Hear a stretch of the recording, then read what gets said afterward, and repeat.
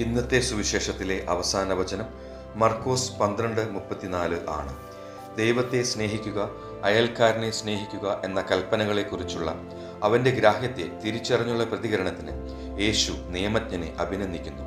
ഈ ഇരട്ട കൽപ്പന സ്വാർത്ഥത, മുൻവിധി, നിസ്സംഗത എന്നിവയ്ക്ക് അതീതമായി ദൈനംദിന ജീവിതത്തിൽ അനുകമ്പയിലും പരസ്പര ബഹുമാനത്തിലും അധിഷ്ഠിതമായ ഒരു സമൂഹത്തെ വളർത്തിയെടുക്കുവാനുള്ള ഒരു പ്രായോഗിക മാർഗനിർദ്ദേശമാണ്.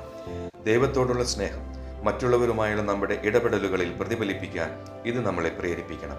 എൻ്റെ നല്ല ഈശോയെ, സ്വർഗത്തിലേക്കുള്ള പാത സ്നേഹത്തിൻ്റെയും കാരുണ്യത്തിൻ്റെയും നീതിയുടെയും പ്രവൃത്തികളാൽ നിറഞ്ഞതാണെന്ന് എന്നെ ഓർമ്മിപ്പിക്കണമേ.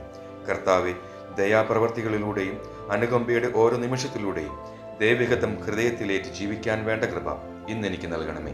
പിതാവിൻ്റെയും പുത്രൻ്റെയും പരിശുദ്ധാത്മാവിൻ്റെയും നാമത്തിൽ ആമേൻ.